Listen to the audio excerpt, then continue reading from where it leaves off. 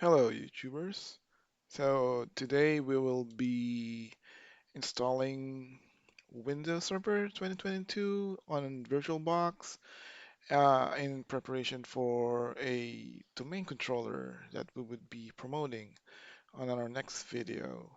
So,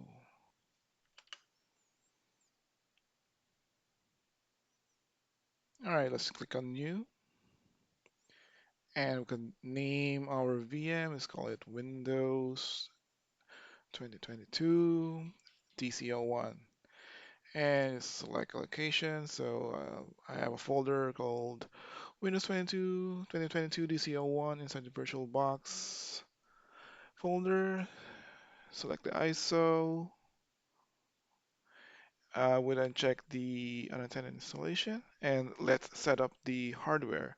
So I'll leave the memory to 22 gigs and set the CPU to 4.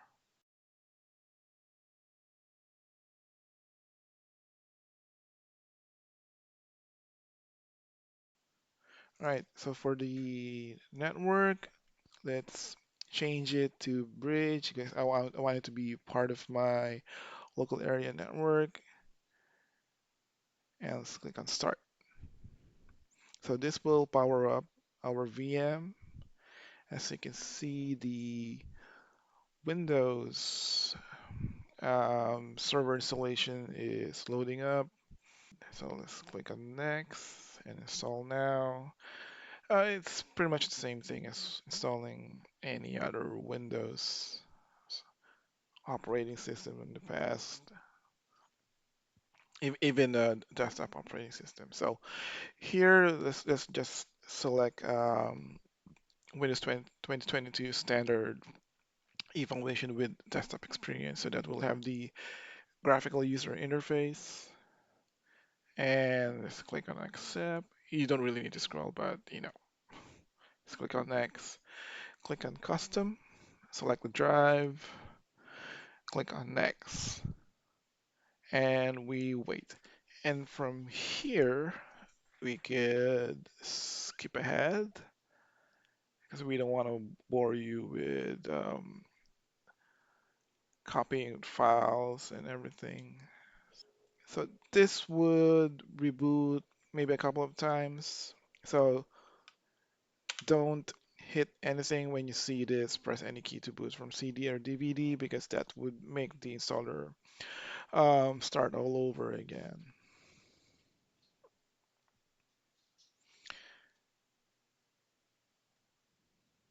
All right, so now we're asked to create a password. So let's put something really secure. I won't tell you about that. I won't tell you about the password. So click finish. And we are presented with the beautiful backdrop and the login screen. So enter a password and user profile is created for the first time. And here we are on the desktop of Windows Server 2022. All right,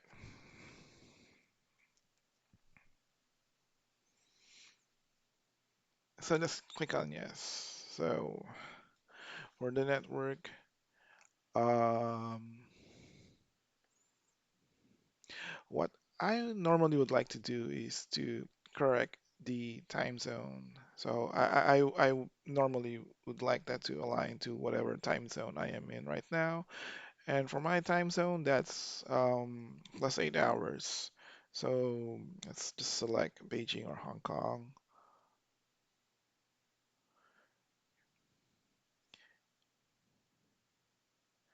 All right, so for server, so let's change the network settings. And normally you would want a static IP. So since this is bridged to my local area network at home, and I'm using 192.168.1, so let's put something 192.168, 100. So I know that's free because I'm managing all of the IPs here at home, and my router is 192.168.1.1. So here we can put any external resolver like Google DNS. After promoting this to a domain controller, that would be changed to localhost IP. All right, so moving on. Okay, let's open PowerShell, run as admin, and let's check the IP configuration. All right, so seems to be correct. So let's try to ping Google or any host on the internet. So you can see that the name is being resolved and we can reach the internet. All right, let's move on. Uh, let's open up Firewall because we would have to allow incoming ICMP traffic or ping to this server, and we would need also to allow RDP access or remote desktop so that we can, you know, use an RDP client to manage the server. So make sure that's enabled and remote desktop, TCP in, enable that rule.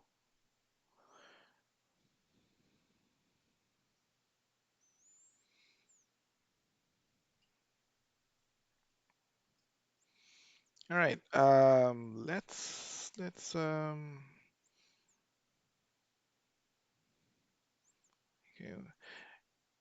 You know, server configuration post installation, it would really depend on your company's policy, but since we're just doing a lab, so this would be on my own preferences.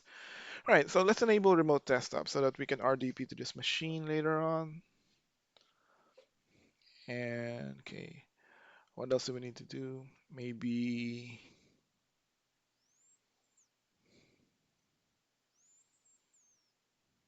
um, all right, let's rename this computer. All right, let's say, okay, I don't know.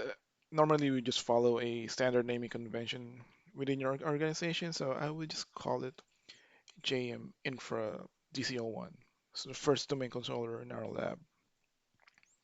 Okay. So after entering the new name, we have to restart the server.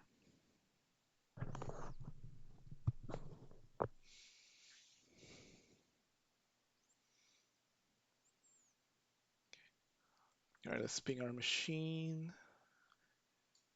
All right. So it's not yet up. It's still rebooting. So you can see in the background still loading.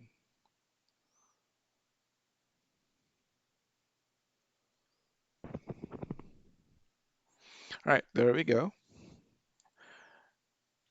So, all right, so this is the my RDP client or the RDP client that I was using. So this is already pre-configured. Not pre-configured. I entered the IP beforehand.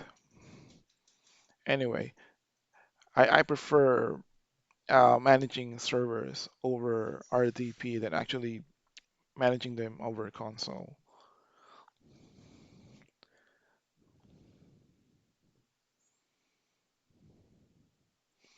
All right, so I guess that's it for now. Then next would be we would be promoting this server into a domain controller.